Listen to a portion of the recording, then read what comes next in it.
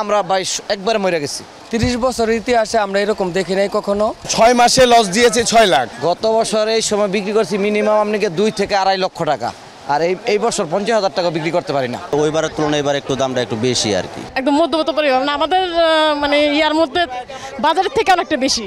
রমজানের শেষের দিকে কেমন জমে উঠেছে ঈদের কেনাকাটা জানতে যেতে চাই মার্কেটে। এখন আমাদের অবস্থান মধ্যবিত্তের মার্কেট খ্যাত রাজধানী মার্কেটে। দেখতে চাই এই মার্কেটে বিক্রেতাদের মাথায় হাত নাকি ক্রেতারা জিতেছেন। চলুন যাওয়া যাক, সরাসরি কথা বলতে চাই বিক্রেতা এবং ক্রেতাদের সাথে। রাজধানী সুপার মার্কেটে নারীদের মার্কেট, মহিলাদের মার্কেট। মহিলার সংখ্যা এবার কম। কেন কম? একমাত্র নারীদের নিরাপত্তা নাই, তারা ভয়ে আসতে পারে না মার্কেটে। রাস্তাঘাটে কোনো নিরাপত্তা নাই, ছিনতাই ভয়, নিয়ে ধর্ষণের ভয়। তার কারণে আমাদের রাজধানী মার্কেটের ব্যবসাটা ধস নেমে গেছে। গত বছর এই সময় বিক্রি করছি মিনিমাম আপনাকে 2 থেকে 2.5 লক্ষ টাকা, আর এই বছর 50,000 টাকা বিক্রি করতে পারি না। কালেকশন গত বছরে ডাবল করছি, ইনভেস্ট ডাবল করছি। আমরা একটা আশা ছিলাম দেশের পরিস্থিতি ভালো, আমাদের বেচাকিনি ভালো হবে, কিন্তু আমরা 22 একবারে মরে গেছি। 30 বছরের ইতিহাসে আমরা এরকম দেখি নাই কখনো। পর্যাপ্ত পরিমাণের মাল নিয়ে বসছি, ঠিক আছে, কিন্তু আমাদের ব্যবসা হচ্ছে না। কাস্টমার আসে, কাস্টমারের কাছে কি টাকা নাই নাকি বুঝি না। কিছু কাস্টমার আসে যে এগুলো এলাকার ভিত্তিক, কিন্তু আদার্স দূরের কাস্টমারগুলো এই মার্কেটে খুবই কমে আসতেছে। আজকে শুক্রবারের বাজার, তো যে হিসাবে আমরা অন্য শুক্রবার গেছে বছর বা এর আগের বছর অন্য শুক্রবার যে পরিমাণ চাপ থাকে, সেই চাপটা এবার নাই। মোটামুটি আজকে 20 রমজান, এখন যে পরিমাণ কাস্টমার কাস্টমার থাকার কথা, ওই হিসাবে তার অর্ধেকও নাই। ভাই এখন বলার কিছু নাই, জাস্ট সব উপরওয়ালা জানে, ওনার উপরে সব কিছু ছাড়া। গতবারের থেকেও তুলনামূলক অনেকটাই বেশি, মানে কাপড় থেকে শুরু করে প্রত্যেকটা জিনিসের দাম অনেকটা বেশি। আমাদের সাধারণত মনে করেন, আমরা তো মনে করেন একদম মধ্যবিত্ত পরিবার, আমাদের মানে ইয়ার মধ্যে বাজারের থেকে অনেকটা বেশি।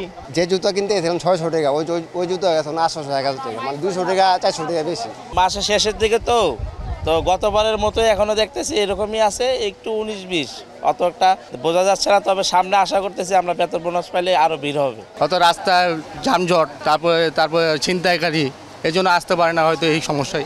মালের দাম বেশি, অথচ কিনা দাম বলে, কিনার থেকে কম বলে, কিভাবে বিক্রি করবো কোন? মাল অনেক টাকার আমরা তৈরি করেছি, কিন্তু সেল তো হতে হবে, তাই মনটা খারাপ ভাই। 6 মাসে লস দিয়েছে 6 লাখ।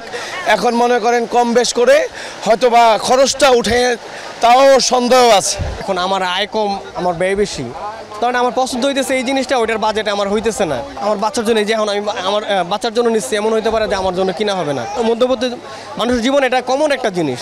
সবার জন্য কেনাকাটা হয়েছে কিংবা আমি কিনি নেই, মানে ওইরকম আমার হয়ে ওঠে নাই আর কি। এরকম হয়েছে, অনেকবার হয়েছে এরকম আর কি।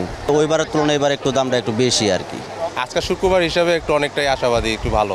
আর এমনি বড় মনে করেন অন্য সিজনেতে অনেকটাই খারাপ। গরিব মানুষরা জানি নিতে পারে, বড় লোকেরাও নিতে পারে, সব ধরনের আছে, কিন্তু আমরা কিনা এই জায়গার মধ্যে খুব খুশি। এবারকার পাকিস্তানি ড্রেসগুলো এগুলো বের হয়েছে, এগুলোই।